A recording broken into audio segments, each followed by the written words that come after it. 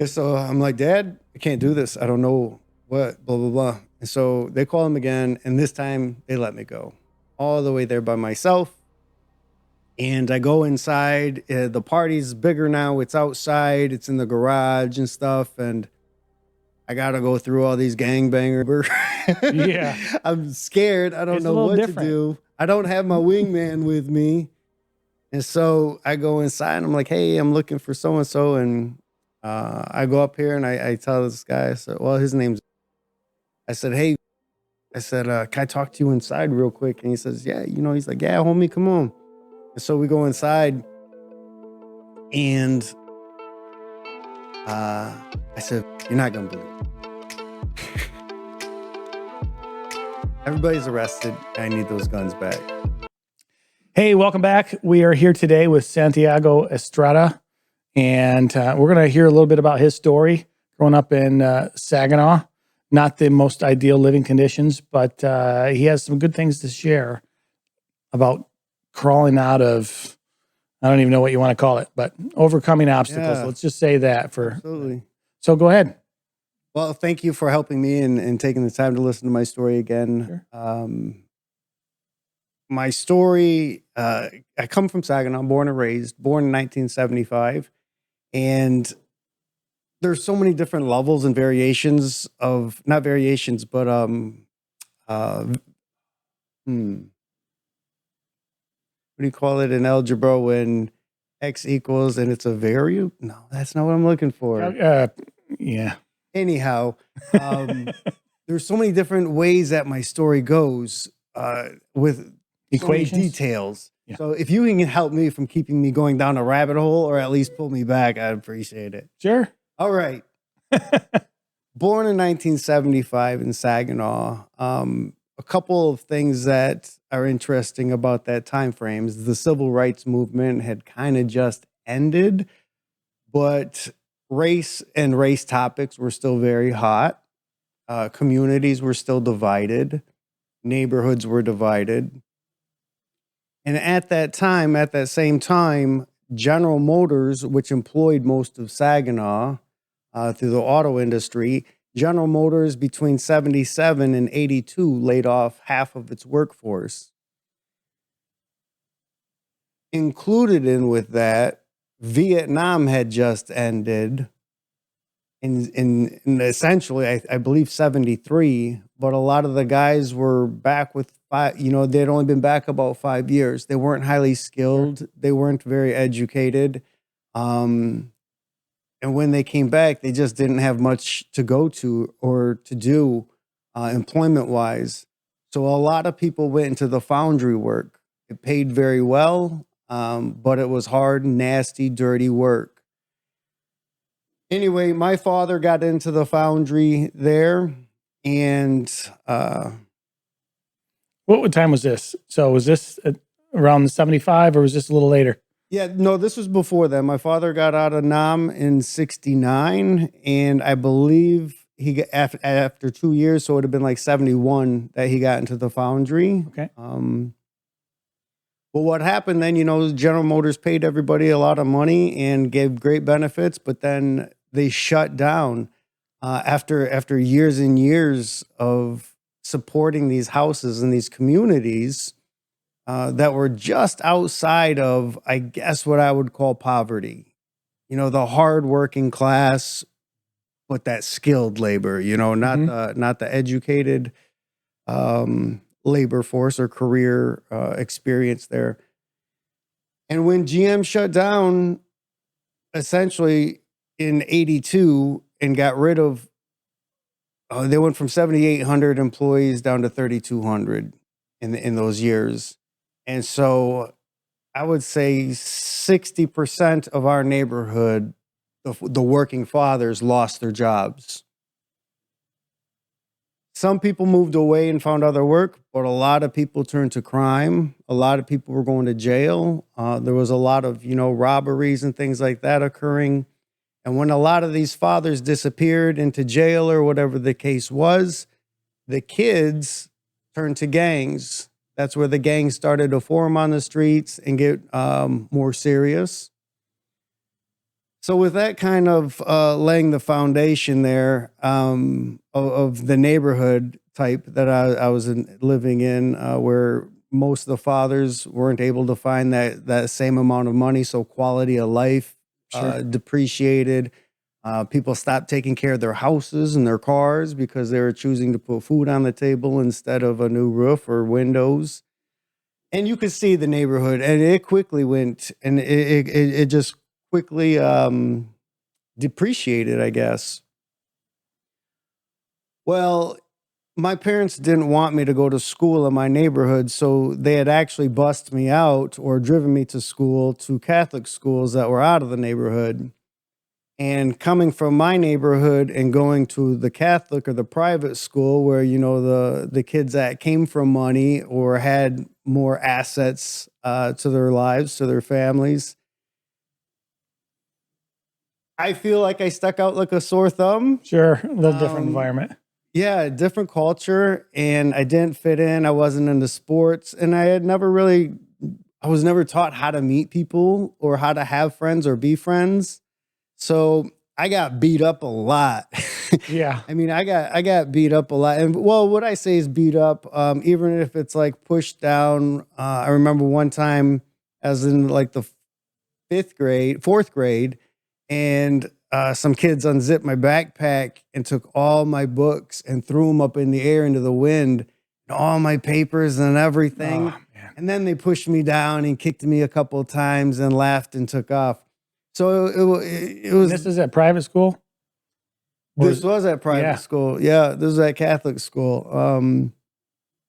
So, but it was things like that that happened probably, I don't know, like 9 or 10 times. And to make matters worse, like sometimes I'd have to walk home from the Catholic school home, and I had to wear the uniform of blue pants, white shirt, black shoes. And so when I walked by the public schools, I was a target, and kids in my neighborhood looked at me like I was weird. And I got bullied a lot in my neighborhood Hmm. for my uniform, pushed down. Just you know, Kids can be cruel. kids can be cruel. Yeah, it was I that experienced some of that. element. Um, After a while, I'd said I had enough, and I talked my parents into letting me go to another school. And during that orientation time, I met a kid, and I didn't know it at the time, but he was heavily involved in gang activity, and I was struggling. I was a C minus to a D plus average student. I didn't fit in. I didn't get into school very well. With other students or the administration. My parents actually took me to counseling when I was, I think, in like the 8th grade, and all the counselor could come up with was that I have no respect for authority. But I also come from this generation where we couldn't talk about sex, drugs, alcohol, dating, friendship, religion, money, careers, jobs. You couldn't ask parents any of this It was an stuff. awkward time. Yeah. You couldn't say, "Hey dad, what do you do at work?" Oh, no, they didn't want to tell you how much money you make. They ain't telling you how much money, So I didn't get to know anything. So I was really stupid or ignorant. I was ignorant growing up. I just didn't know. And a lot of the kids that were in my neighborhood, they had no idea because their parents kind of were along that same path. It was that generation. Because our neighborhood is very cultural. There was whites, blacks, Latinos, a couple Asians, but it's very diverse. But still, none of us knew anything. So that was a big struggle going through life mixed, not knowing anything, going to a Catholic school, but not living Catholicism in the house and getting beat up at the Catholic school. It Yeah. had me just going bonkers. I didn't know what to do. And I had gone to my father and asked him if he would teach me to fight or at least defend myself, and he said no. One day, a neighbor taught me to box. I seen a Okay. neighbor boxing in his garage. That was the thing back then too. It was Yeah. like, hey, learning to box. I mean, Rocky was kind of coming out. Yes, And so that was like people taught you Karate Kid, maybe. I don't know, yes, that was just sort of a thing. yep. And so Richard taught me how to hit the bag, work out, and take a hit, and that was probably the best gift he had ever given me. Was punching me. Hmm. because it started to take the scare away. It started to, okay, I don't have to be scared in this moment. So for better or worse, my dad said no to helping me defend myself. Yeah. And Richard said he would if my dad said yes. I said my dad said yes, and he said he gave me a few lessons, which didn't really help. They helped me enough to lose the fear, but there was several times that I still got into confrontations. I was like, oh, but it didn't go as good as it should have. Yeah. Well, I don't think they ever really do, Yeah. really, for either party. Right. I mean, I was in a It's couple fights as a not- kid. It's just, oh. there's no winners. Exactly. There's no winners. But all right, so yep, that's the neighborhood. That's my family. Now I'm in the school, in a public school, and who would become my best friend at the time, for what that is, in those contexts, uh, brought me into the gang life. And that was the life that I was looking for, because it was amazing not to get beat up. Yeah. It was really amazing to have somebody confront you and then have like 15 people that are like willing to support you. It's like, wow, this is amazing. I was going places. I was no longer afraid to go. We rolled really deep. Mhm. I was only an affiliate of the gangs. I don't want to mention my friend's name, but he had gotten beaten to the gangs, and he was starting to live the street life, dropped out of high school. And So real quick, yeah. what do you mean by getting beaten to the gangs? Not everybody, I don't think, is going to understand. Okay. What's the depth of that? Essentially he had to hang out with the group, with the gang for a while, a couple months, and kind of prove himself as being notorious, a menace to society, and kind of had to prove what he was willing and not willing to do. And then he asked if he could join the gang. He asked the leader at a party one night, and the guy says, he waited a little bit, a couple days, and got back to him. He says, yeah, absolutely. We'll have a party next Friday. Remember, we're 16 years old. He's going to have a party next Friday. And so at the party afterwards is when they would do it. And what they did was they were partying at the house, and the leader said, hey, let's go outside. And my friend knew what that meant too. And so he walked outside with like 15 other kids, and he had to stand up, and he could defend himself if he could, or do whatever he could. Anyways, 3 minutes, and they just pounded the life out of him for 3 minutes. And then went back to, drinking beers. But Crazy. now he's into the gang, which to me, the scary part about that was to be fully initiated.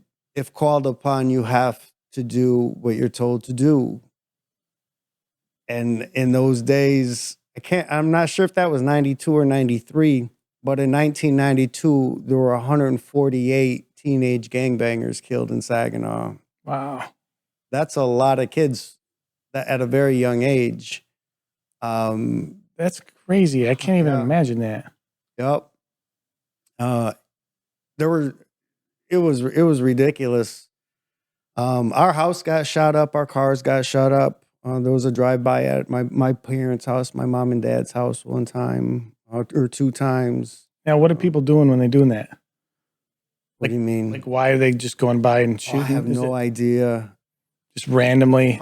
Most likely, all I can think of to me was my friend that I was hanging out with that was now in the gang. I was associated with him. Sure. And he loved to fight, and his dad was in prison.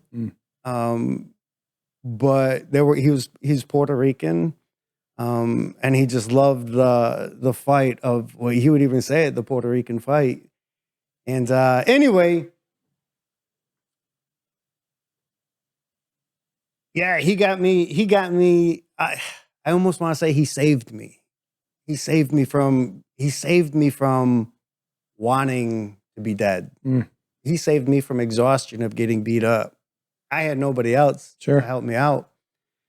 And so, and I think it goes like that for probably 90% of kids that join gangs, Yeah. is that I'm so tired of getting beaten with no place to turn to. My school, the Catholic school, was against me. The priests were against me because I was a rebellious kid. I wasn't a lot of trouble. Yeah. My father was an angry man, from Nam. He dropped out of high school to go to Vietnam with fake papers. Wow. And so he went in at 17, at the end of his 11th grade year. But he went into Nam, did 2 tours in Vietnam.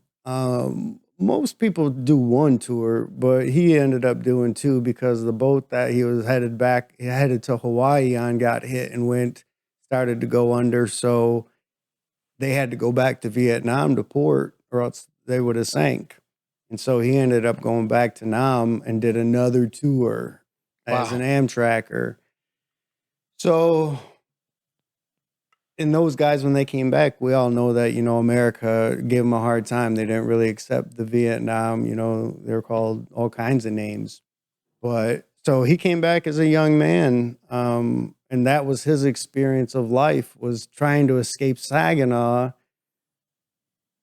to go to war. Yeah. So that's how bad Saginaw was for him, that he was dropping out of high school to go to a war voluntarily where there was a 90% chance that he would have gotten killed.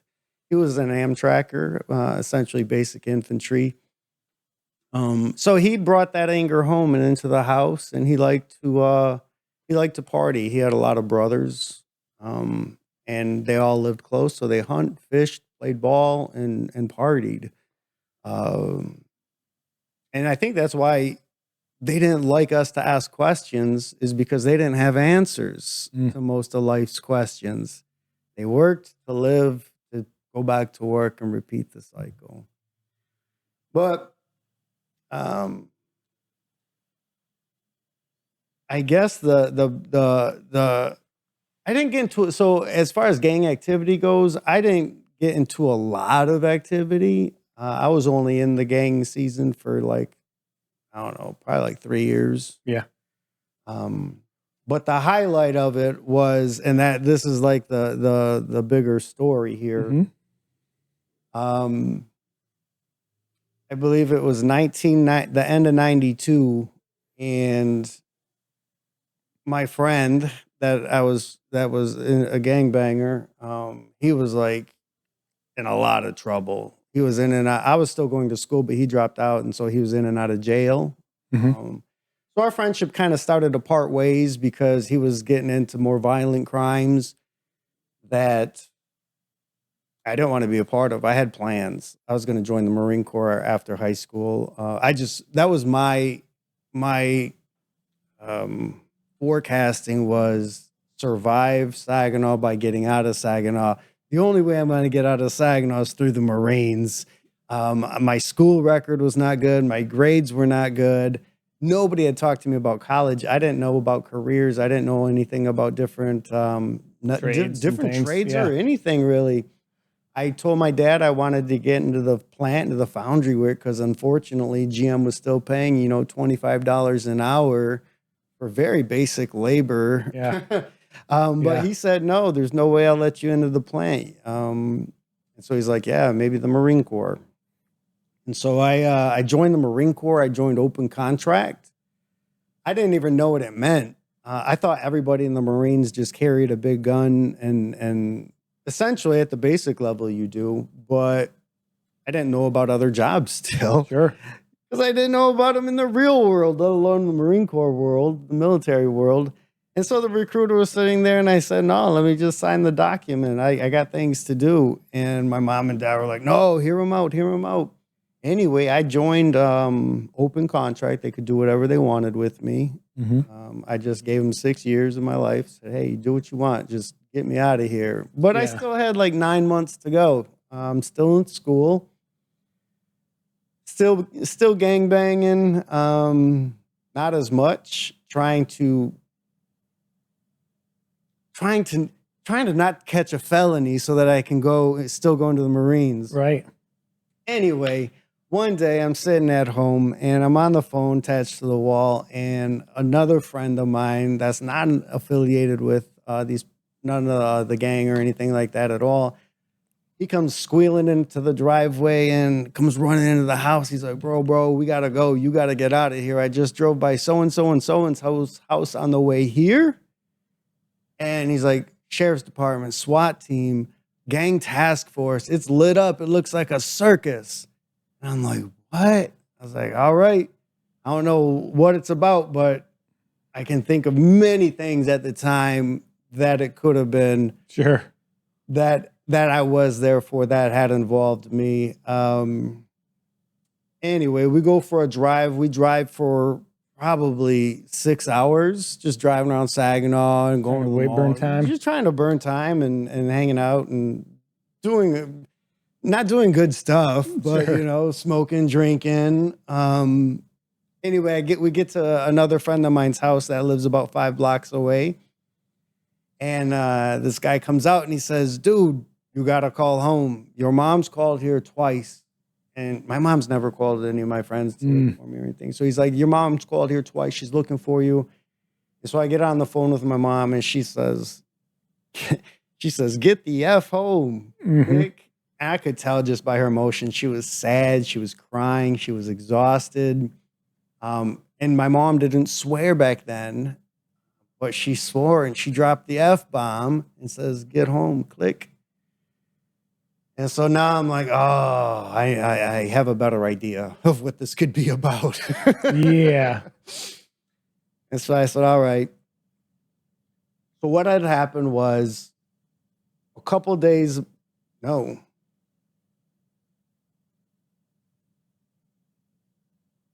earlier that morning, like really early, I wasn't there for this. Before my friend came to the house when I was on the phone, the gang friends that I was hanging out with and my girlfriend, who was a gangbanger, allegedly, a house was broken into that was an arms dealer, and an abundance of high-powered weapons were stolen. Like a legal arms dealer or an illegal arms dealer? No, he was legal. They were a good family. Sure. They were a good family, and they lived in a nicer part of town. I don't know. I still don't know to this day because our friendship was terminated that day. Yeah. Yeah. But well, all relations were because of what happened. So anyway, earlier that day, they broke into a house. Some people broke into a house. I'm still not exactly sure who did what. Somebody broke into the house. Another friend and my boy that got into the gangs, they came into the driveway. I'm thinking it was about noon before. I wish I could just say names. That would have been easier. Yeah. Got to protect people, I guess. Maybe not, but at this point, protect myself. Better be safe. Sure. So anyway, these other two guys come to the house and they're like, hey, can you give this guy a ride? Because we got some stuff here that he's got to take care of. I'm like, because of the level of the activity that my friend was into, from drive-bys to armed robberies, assault with a deadly weapon, all kinds of violent crimes. And he was trying for that. He was trying to get his name put out there on the street, his street credit, and he got it. So before I said anything, I was like, yeah, come on, that's fine. And then I looked in the back seat and seen a tarp. I was like, oh man, I was actually thinking dead body. Like, oh man, don't let it be a dead body. I pulled the tarp back and it's a bunch of long barrels. There was several pistols, but mainly like shotguns. I believe there was a lot of deer hunting rifles. I think there was an AK, and then a lot of pistols. And apparently they had gotten a hold of these and helped themselves to them. And so my friend now wants me to give him a ride around town and help him unload these, because that's what he had been doing. He was an semi-arms dealer, drug dealer. He would sell anything. You can hustle. Yeah, exactly. So we drive around. There's payphones at this time, so we're driving around payphone to payphone. He probably made like 4 calls, at different areas. I think he was just trying to find, and I don't know why. I was just so naive at this time. I didn't care. He's like, all right, let's just drive up here. I still don't know who he's talking to, what they're saying, what's happening. And he says, all right, we're going to go to so-and-so, another guy's house. And I'm not really sure how to get there. So he takes me. And so we're on the south end of Saginaw, which is like, man, the police don't go there. Sure. Like if this would have happened over there, we would have been fine. Yeah. Because the cops don't go there. So we get to this guy's house, and he's one of the leaders of the gang. He's a high. I have to go around the block and tell my dad, hey, you got to call the attorney. He can't follow me. He's like, if I take this cop there, they're going to come and they're going to kill you guys, not just me. I was like, I'm sorry. I mean, I got foolishly and really deep. I had where I didn't belong, but I was enjoying it because it was the protection and the authority. Anyway, so my dad calls, they call off the unmarked. I try and do it again. I get up the road, halfway down, almost to the bridge, and I'm like, there's that car.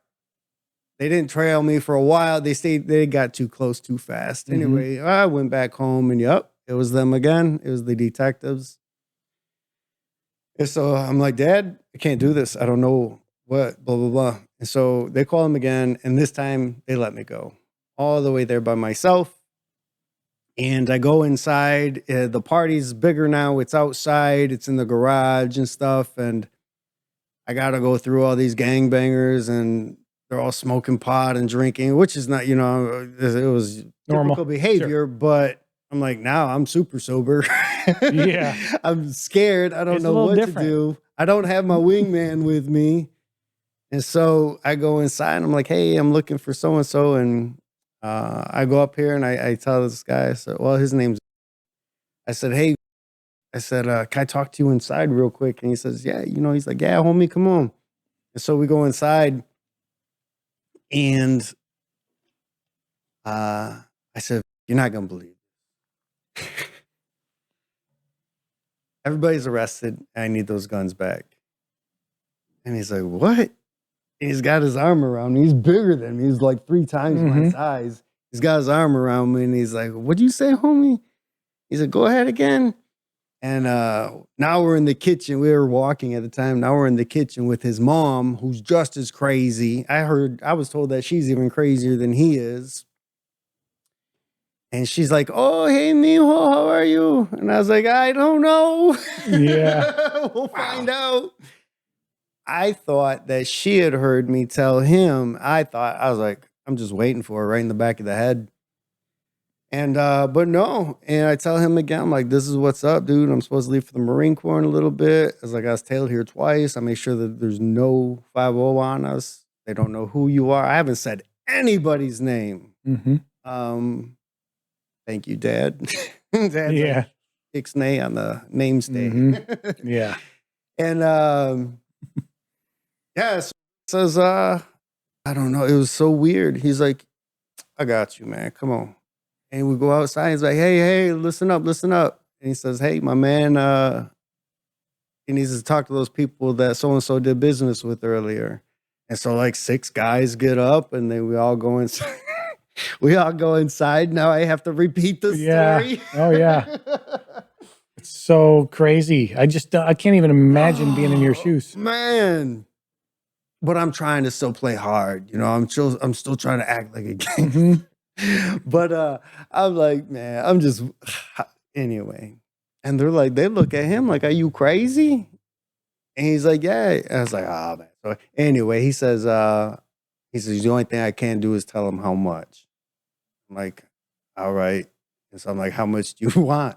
And it was like 3 times the price that they had gotten, or that they had paid for. And they wanted like $2,000 in ammunition. And so I'm like, let me take some notes here. How much did you get? Oh man, I just don't want to be me. Yeah. I don't want. I was like, how come I didn't get arrested, Lord?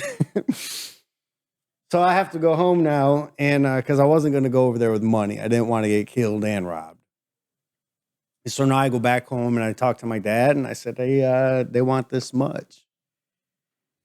And he didn't hesitate. He went upstairs and he had some money stashed away for a hard time. And he had $200 less than I needed. And so I go back over there, and the party's even bigger now. But I mean, everybody's smoking pot, so they're all kind of mellow. Yeah. I mean, they're pretty chill. Yeah. Like, hey, what's up, homie? Like, oh, you don't want to know. So I go back inside and I find Vic, and I'm like, hey, man, I got the money. I'm 200 short. And the detective said, and these are his words, that if you think that we're going to allow you to have $2,000 of ammunition, then you're stupid. I said, I know I'm stupid. I said, but that's what the detective said. He's like, all right, man, we'll see what's up. He's like, no worries, man. He's like, all right, you guys bring that iron over here. And so they come in like all these guns, probably like 15, 20 guns on the table. And all the shotguns had been, cut. The barrels and the stocks were cut. Everything was sawed off. All the serial numbers were dead. Everything had been, and not even done good. It wasn't even a clean job. And most of them had already been fired. You could just smell it. I think it's called cordite or something like that. You can smell it. I was like, man. So now I'm like, all right, I can't carry all these by myself. Can somebody help me out? And so a couple guys helped me carry the guns to the car.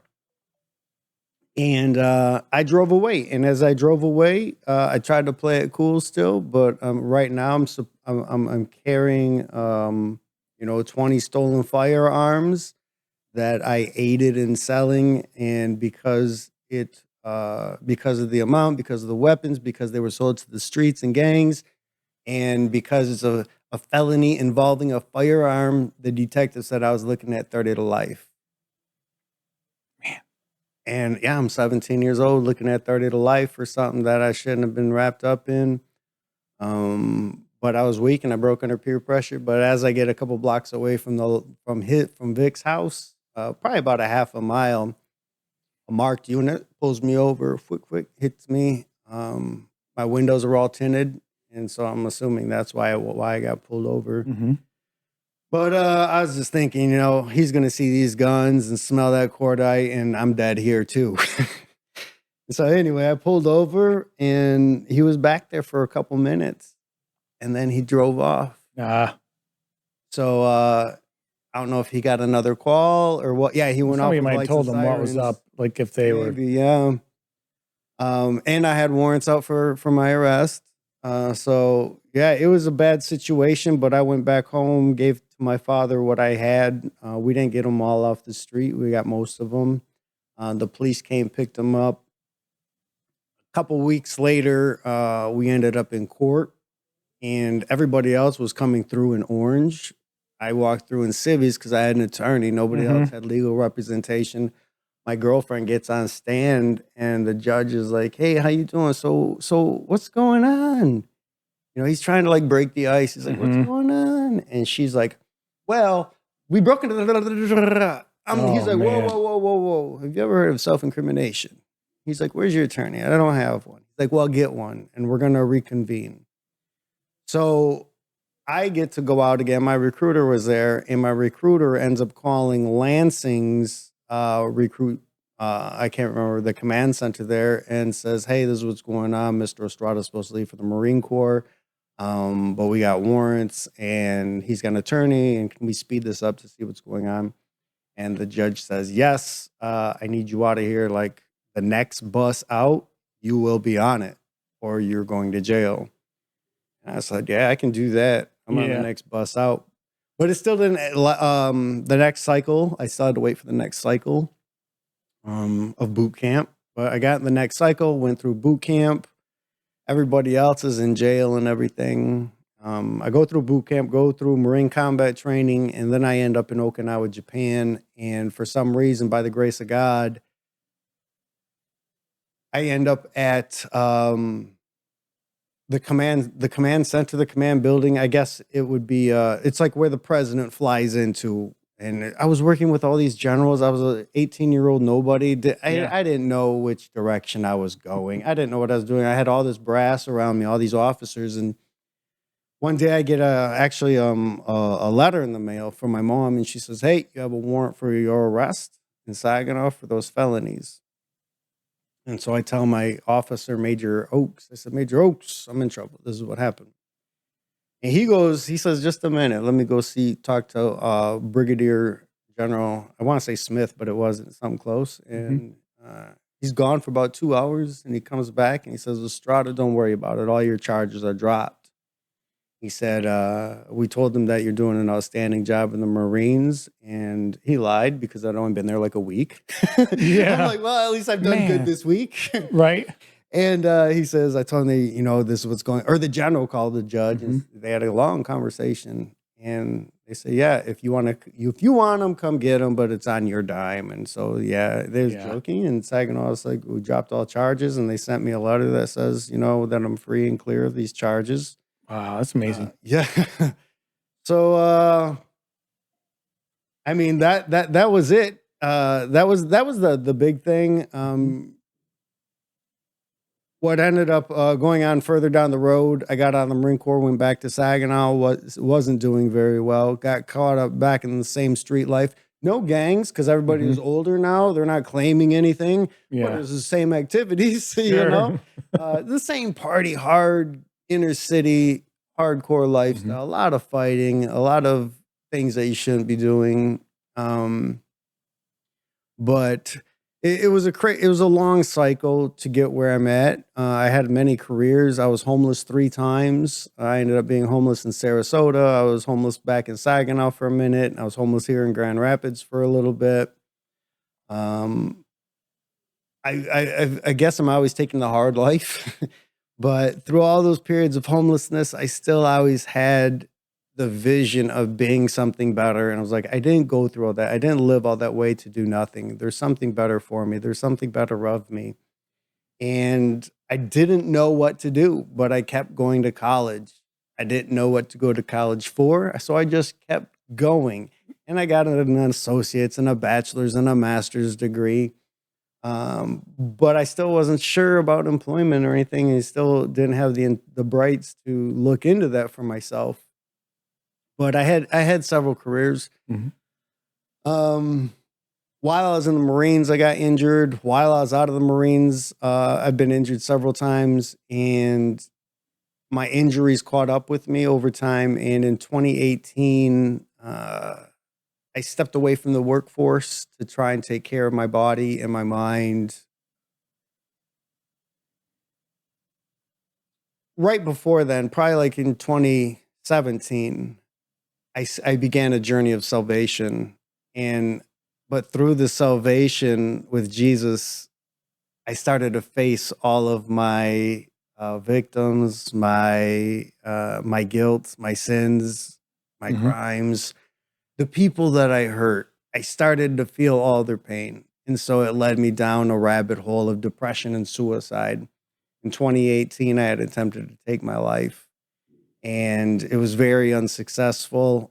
And what happened was I was in a wheelchair and I tried to hang myself and I tried to roll back. But the broom hook that I had put the rope on pulled off the wall. And I got bumped around a little bit, but I heard this voice. I don't know if it was real or if it was like me or my brain, but it said, "Santiago, it's not your time. It's going to be okay." And I was like, what? I was like, was that a lawnmower? Was that a plane? A helicopter? Because I'm in my shed. Okay. It's a very small place. I wanted to do it in seclusion. And but it's like I could feel a wind with that voice. And it felt so comforting, different, unreal. I didn't know what was happening, but I felt forgiven. I felt like it's not all my fault. Yeah. For the first time, probably, I felt like it wasn't all my fault. Even the pain, the wheelchair.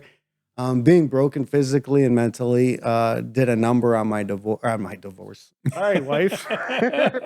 Did a number on my 18-year marriage. But I put them through the ringer because I was angry. I still like to fight, and I was raising my children. I was training them to be tough, and I told them a lot of my stories. But I was always mean.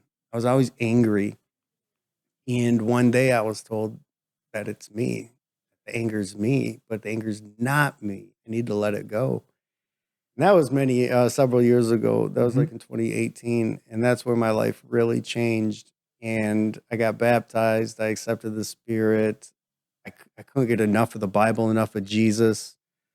Everything in my life had to be about love and happiness and trying to help other people that were experiencing the same pain. Say, hey, this is real. I didn't think it was real. I thought it was, but I was raised Catholic, kind of. But I never really felt it, never believed in it. And since then, I haven't been able to get enough of it. Still today, my love for the Lord is so strong. I know I slip up, but I feel that it's like my calling to help other people, understand people in poverty and homeless, or people that are abused or without fathers. I'm really drawn to the city life, even though I don't like to live in the city, but the kids are hurting themselves, hurting other people, our urban youth, the gangs, things like that. But in 2020, we started that ministry called Healing Humanity, and we go out and we serve, and that's still something. I don't know what it is, but we started to do screen printed T-shirts and go out there and bring peace to those that need it and those that want it. What's that look like on a day to day? Like you go down, you just start talking to people, give them a chance to talk, give them a voice, bring them things. So what's that look like? When I go, yes, it's handing out coffee and cocoa. Everybody likes, a treat to come into, but talking to people with a sober ear to say, hey, my name is, it's nice to meet you. Yeah. I mean, just that alone, many people on the streets haven't heard in years, like a real, hey, it's nice to meet you. Some people start crying like right then. Yeah. Some people say, why would you say that? Why would you say it's nice to meet me? You don't know anything about me. They're so broken. Right. So it's just such a pleasure to go out there and work with people that need help, want help. They don't all want help, and I get it, you know. Yeah, but the ministry was for people all over. We're all broken. It's not just for people in poverty. The real idea of the ministry was crossing cultural dividers within our Christ communities. We even have churches that don't talk to other people because they go to other churches. It's like, I don't get it. Yeah, crazy. I don't get it. We're Christian. We should be, or we're not Christian. We serve everybody. We don't just serve Christians, but that's what it's for. Like, I have friends that now, where are we, 30 years later, I started to connect with some of these kids that I was gangbanging with, and one of them's my best friend from the time. Oh, wow. And he did many years in prison. We still haven't really talked about it. We do prayers and stuff. Hey, how's life? How's this going? How's that going? And another friend of mine lives around here down in Wyoming, Michigan, and he's really big into an urban ministry. Some people have told me it slightly resembles gangs. I'm like, no, they're just dressed like that. They're not gang banging. Listen to the lyrics that they're rapping. And but I love it because they have the look. They look like misfits. None of us fit in good to this a bit world. Of culture, but at the same time, you can talk to people. Yes. You guys have stories that are just not anybody can relate to that. Yeah. Yep. And so it was madness. I went from the hood to the hills, and only by the grace of God, I'm not dead and doing well in life. To have had that push, the Marines saved me 100% across the board. Um, but the Marines gave me that. Even if I don't, I started my associates. I can't not finish it. Sure. That's against my heart now.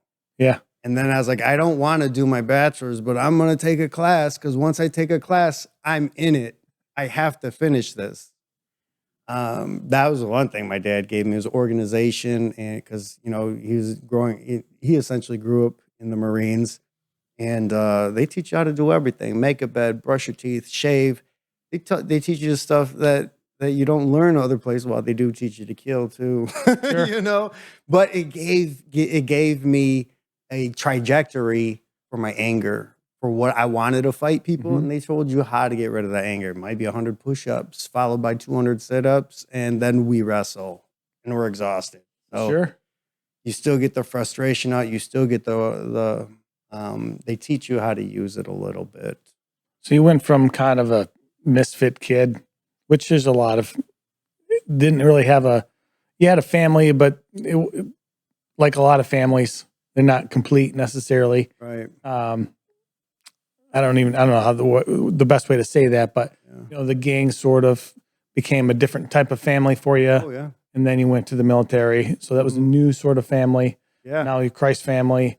Now you kind of come back around meeting some of those same guys that kind of had a similar journey in different ways. They took their own routes, whether it's prison. But it's kind of interesting that all came back around and that you have relationships to some extent with some of those. Yes.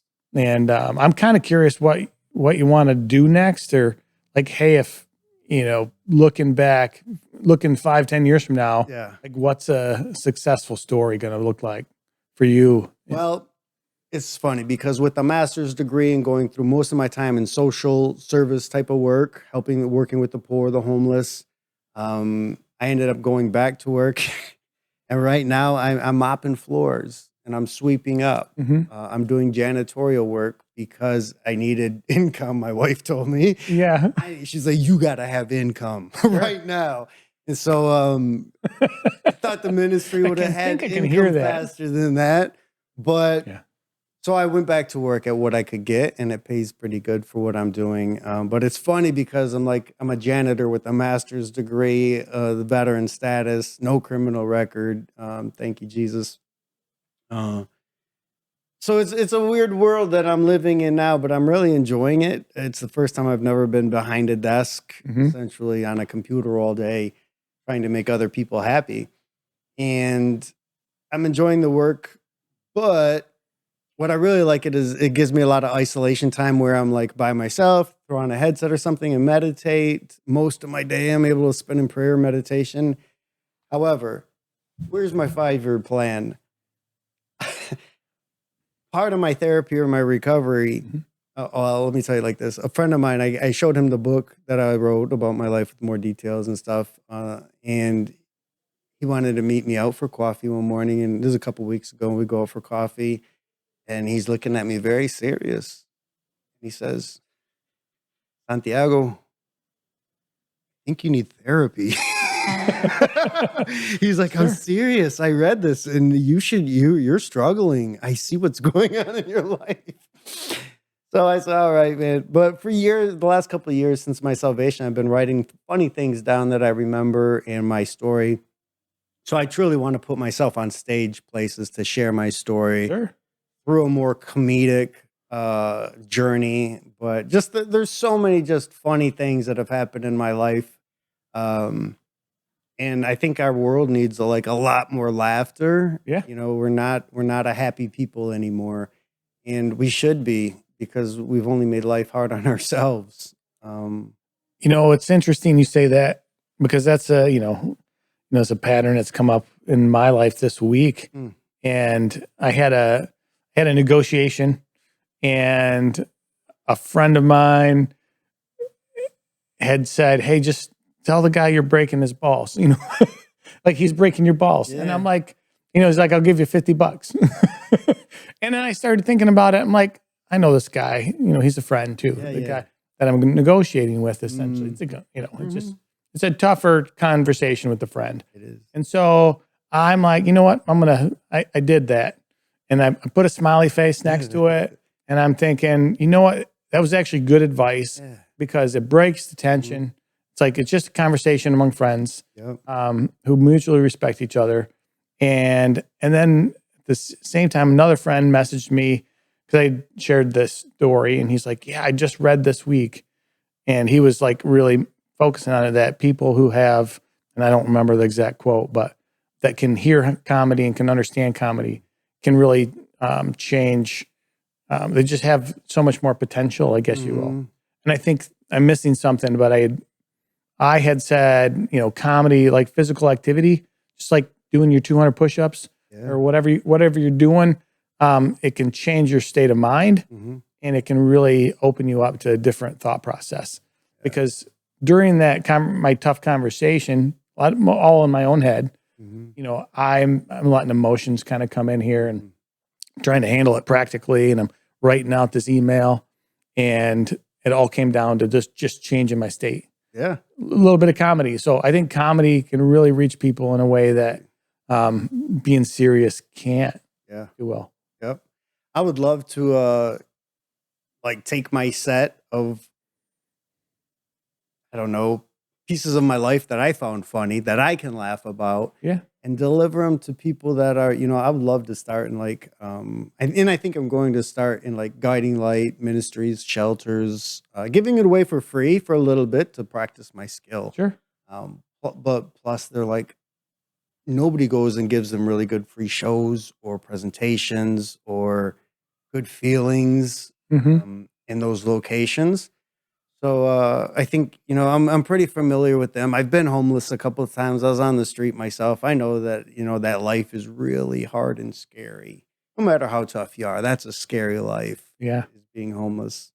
Because weird things happen in the middle of the night that this world has no idea about, man. Oh, I don't care to find out, but I have super respect for people that do. Yeah. And, you see some of these shows where people just live on the street voluntarily for a night or two. And it's like, man, I thought about it, and I was going to probably, this is recent, probably 6 months ago, I was going to spend a night on the streets of Grand Rapids and consider checking out a shelter. And my wife said no. Yeah. Sometimes they save us. Right. Yeah. They save us from ourselves every now and then. Yeah. But it's fascinating. I've worked with the homeless for so long. Man, there's such crazy mental health. We don't have mental health institutions anymore. We don't have these places that'll take care of these people that need help. A lot of people think he's on drugs or he's drunk. No, he ate a lot of lead paint growing up. Yeah. Seriously. And since the 8th grade, this guy's been talking to walls. So it's that really bad, broken. I've seen people on the streets right now, downtown Grand Rapids, and they really don't know if they're coming or going. Yeah. And I talk to their friends about them, and they say, man, that guy doesn't do any drugs or alcohol. He wouldn't know how to drink it if you gave it to him. Wow. Just because the mental health is so bad, the distractions, the fear of schizophrenia and stuff. Like that. So, but that's what I want to do. I want to go out there and give good love to people that, care to hear what I have to say, I guess. Well, maybe part of this, the conversation is somebody, we can ask somebody for help with that. Maybe somebody will reach out and you can connect, please, and move that forward. Yes, that would be great. Because that wrapping into the ministry then becomes essentially the whole ministry, with the story and jokes, but also really giving love and doing it through Christ and not saying, oh, me and my church or, things like that. It's like, no, just come out. Jesus said where 2 or more are gathered, there he is in the presence of God. And so you go out on the street with a friend and you have nothing to worry about. You still got to be careful, but it's very rewarding. Well, I'm looking forward to hearing more of the next chapter. Oh, and maybe we'll meet again in 5 years and have that conversation, but I'm sure it'll be before that. Yeah. You'll be in the audience when right. Yeah. Give I'm looking forward to hearing your set. So we'll have to get that invite. Absolutely. Well, thanks for coming. Yes. Good having you. Thanks for joining us. Please like, share, and subscribe if you've enjoyed this podcast.